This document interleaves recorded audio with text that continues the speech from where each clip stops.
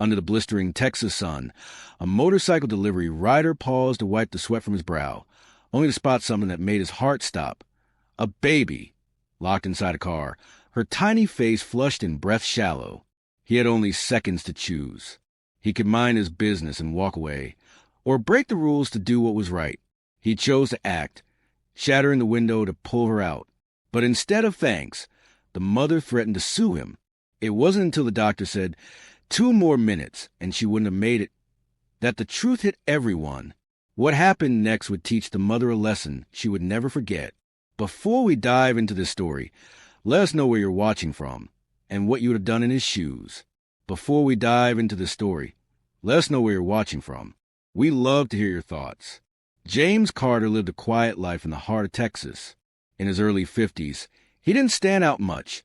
Just a delivery rider weaving through traffic under the scorching sun. His helmet always a little scratched, his gloves a little worn. But behind that calm presence was a man who had seen war, who had once led soldiers through gunfire, and now carried memories heavier than any package he delivered. His morning started early, often before sunrise. He would stretch out his aching back, zip up his riding jacket, and say a quiet prayer.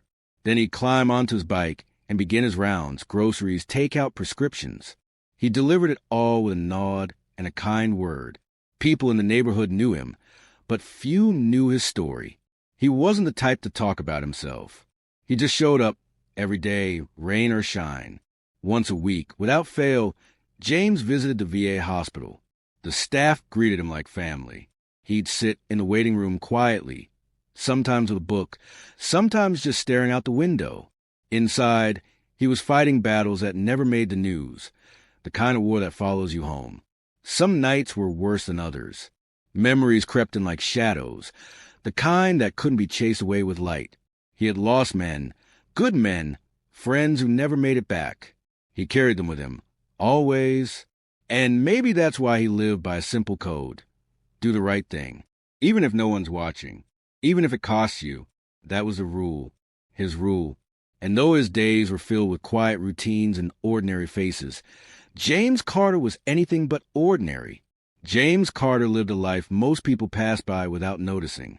A black man in his early 50s, whether by time and service, he rode the same motorcycle every day across the wide Texas roads. Helmet tight, delivery strap behind him, a quiet determination etched into every line of his face. He was once a decorated soldier. 3 tours overseas, scars both seen and hidden. But now, he delivered food to strangers and medicine to the elderly. People saw a rider and nothing more. But inside, James carried stories few would understand. Combat zones, lost brothers in arms, nights that echoed with gunfire even in the silence of his bedroom. Every morning began the same. Early coffee, a visit to the VA hospital.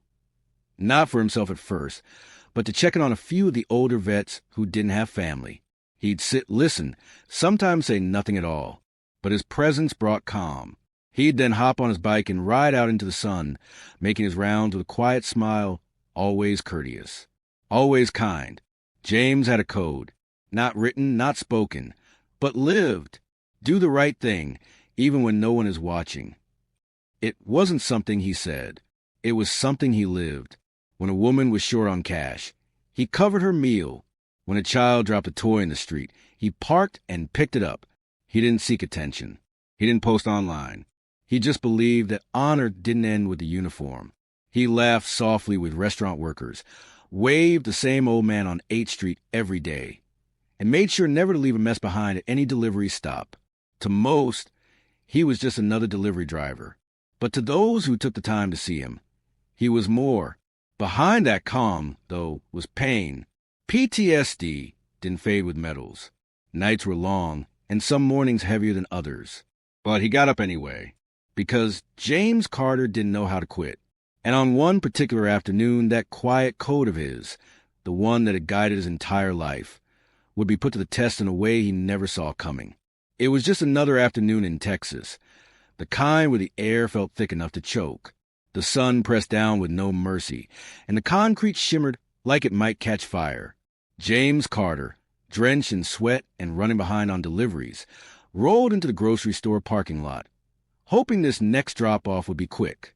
He parked under the faint shade of a flickering lamppost, killed the engine, and jogged toward the automatic doors. Inside, the cold blast of air conditioning was a short-lived relief. He found the customer, handed over their items, exchanged a usual polite nod, and turned back toward the exit, already thinking about the next stop, already checking the time. But the moment he stepped outside, something made him pause. A sound, faint, muffled, carried over the noise of shopping carts and car engines. At first, he thought it was a cat. Then, maybe a child fussing nearby. But as he turned his head, eyes scanning the rows of sun-baked vehicles, the sound sharpened a weak, breathless cry. Not loud, not frantic, faint, almost fading. His boots pounded the pavement as he followed the sound. And then he saw it. A silver sedan parked crookedly near the back of the lot. No shade. All the windows rolled up. The car looked empty at first glance, but as he drew closer, his stomach turned. There, in the back seat, strapped in a car seat, was a baby girl. She couldn't have been more than a year old. Her face was flushed deep red. Her tiny fists barely moved, and her mouth hung open as she struggled for air. Sweat poured down her cheeks. Her eyes fluttered. James froze just for a second. His mind raced. Was someone nearby? Did they just run inside? Maybe they'd be back any second. He looked around. No adult. No one who looked concerned. People walked past, some glancing, most not noticing at all. The baby's cries were too faint, too easy to miss under the hum of traffic and idle conversation. He waved his arms, called out, "Is this your car? There's a baby inside." But no one responded. A woman walking by shrugged and kept going. A man looked up from his phone, then looked back down. James pulled out his phone and dialed 911, his voice firm but panicked. "There's a baby locked in a car. She's not breathing right. She's not moving." The dispatcher asked questions. Standard protocol. But James looked at the child, her lips starting to pale, her chest rising slower with each breath. She didn't have time.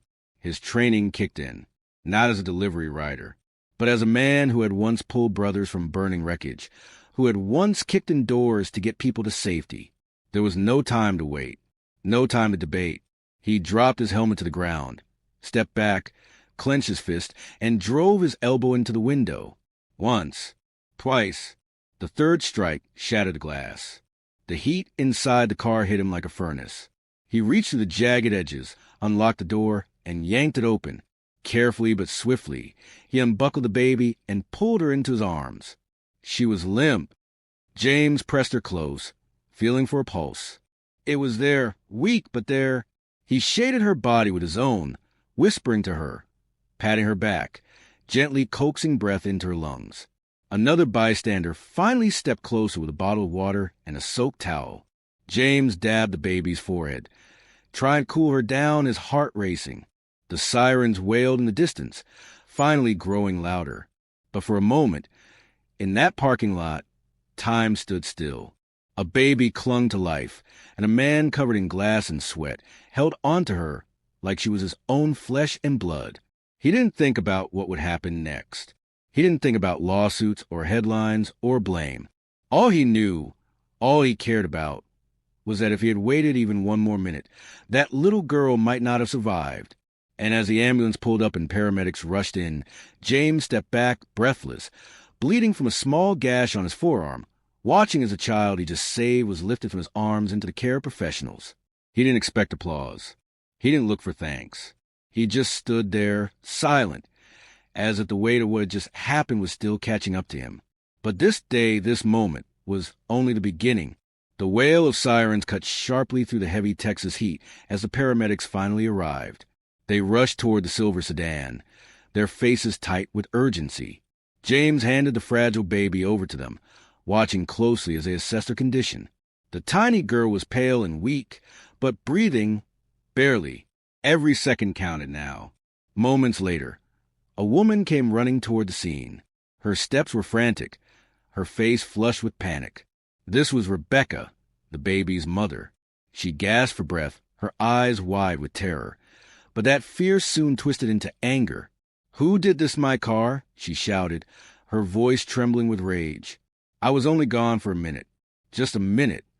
Her words cut through the tension, sharp and accusing.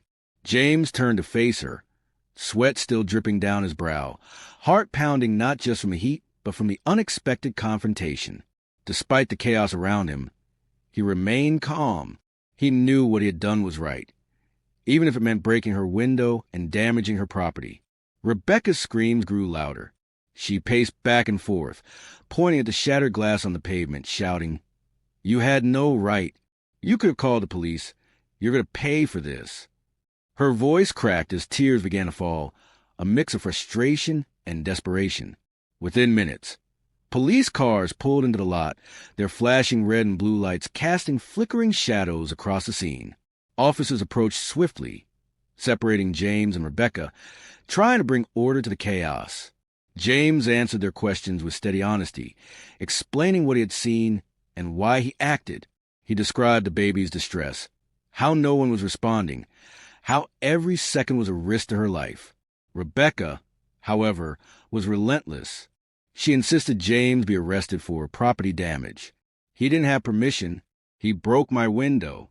"That's illegal," she cried, her voice raw and desperate. "You have to do something. He ruined my car." The officers listened carefully, taking notes as they tried to assess the situation. James stood silently but firmly, his face tired but resolute. He didn't argue or shout. He let the truth speak for itself. Around them, the crowd had gathered, whispering and watching, sensing the tension. The flashing lights bounced off the pavement as the night began to fall, adding to the charged atmosphere. Rebecca's sobs echoed, mingling with accusations. James' silence spoke volumes, a quiet strength in the eye of the storm. The police assured them they would investigate, but in that moment, it was clear this incident was far from over. What had started as a desperate rescue had exploded into a legal battle that would challenge everyone involved and test the limits of compassion, justice, and truth. And in the back of James' mind, the weight of the day pressed down harder than ever as he prepared for the fight that lay ahead. James sat in a small, sterile room, the weight of the day pressing heavily on his shoulders as the officers' questioned him again. He answered calmly, repeating the same story. A baby locked inside a hot car, no one around to help, and the desperate choice to break the window to save her life. But outside that room, the storm was growing. Rebecca had made her intentions clear. She was determined to sue James, not just for the broken window, but for the emotional trauma she claimed to have suffered. She spoke with a lawyer, her voice firm and unyielding, demanding justice for what she called reckless destruction. News outlets caught wind of the story quickly. Headlines splashed across websites and television screens. "Man breaks car window, hero or criminal?" The question divided the public, sparking heated debates on social media and news forums. James' employer was pressured to act. Within days, he was suspended from his job as a delivery rider while the investigation dragged on. No calls, no support, just silence. Online, James faced a barrage of opinions. Some praised him as a hero, applauding his courage to save a child's life. Others ridiculed him, calling him reckless and lawless, blaming him for the damaged property. The flood of comments and messages took a toll. At night, James lay awake, replaying every moment, wondering if his choice was worth the cost. Was saving that baby worth losing his job, his peace of mind, and now his reputation? He felt the heavy weight of doubt creeping in, a silent, gnawing question haunting him. Had doing the right thing truly been the right choice? The battle wasn't just legal anymore. It was personal, and James was beginning to feel the cracks beneath his steady exterior. At the hospital, the tension hung heavy in the air as doctors worked tirelessly to stabilize the baby girl James had rescued. Hours later, Dr. Elena Ruiz, the pediatric emergency room specialist, stepped forward with a clear, somber statement. She addressed the press with unwavering certainty. Had that child been in the car for just 2 more minutes, she would not have survived. Those 6 words spread like wildfire, reshaping the entire narrative overnight. News outlets ran the doctor's statement as their headline, flooding social media with renewed admiration for James. The man once questioned and ridiculed was now hailed a hero, the very person who had saved a life when no one else could or would. Public opinion shifted sharply. People began to scrutinize Rebecca, the mother who had left her baby in that locked, overheated car. Messages of outrage poured in, accusing her of negligence and irresponsibility.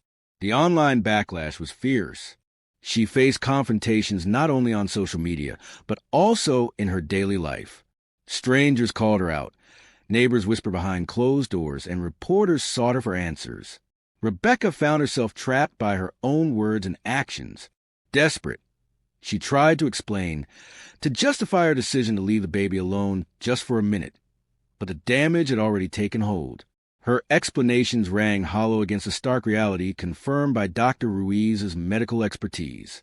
The tide had turned irreversibly, and Rebecca was left to grapple with the consequences of her negligence, while James, once the accused, began to find peace in the truth finally coming to light.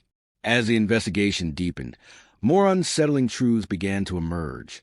Surveillance footage from the grocery store showed Rebecca inside for over 20 minutes, far longer than the just a minute she had claimed. Her carefully crafted story started to unravel. It became clear she had lied about how long she was gone, desperately trying to protect her reputation. But the truth could not be hidden. Child Protective Services soon became involved, launching their own inquiry. They uncovered a troubling history.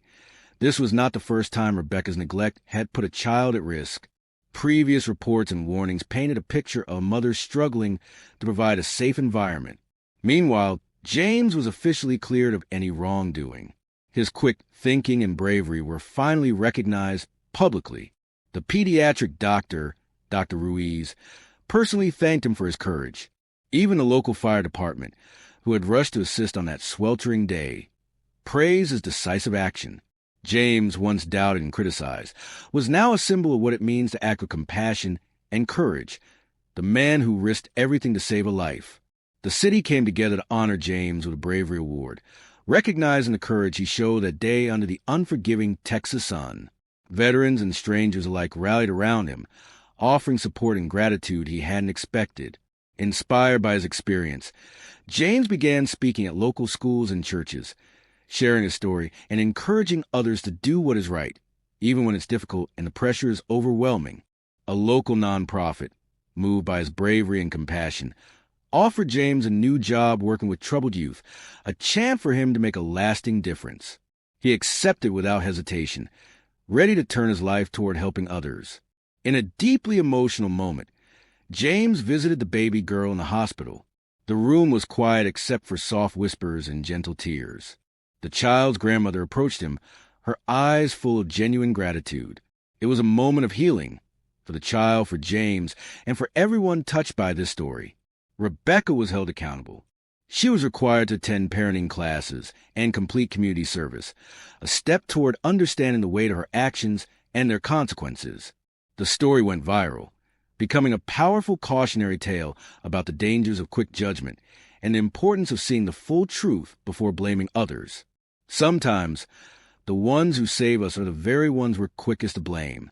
James, reflecting on everything, wrote a letter to his late war buddy. "I didn't save the world, but I saved one life. That has to count." This story showed us the power of courage and compassion, even when doing the right thing comes at a personal cost. James risked everything to save a life and faced harsh consequences before the truth set him free. Have you ever been punished for doing what you believe was right? What would you have done if you were in James's shoes? We want to hear your thoughts. Share your story in the comments, like if this moved you, and subscribe for more powerful true stories. Remember, this wasn't just about breaking a window. It was about breaking the silence and being brave enough to act, no matter the cost.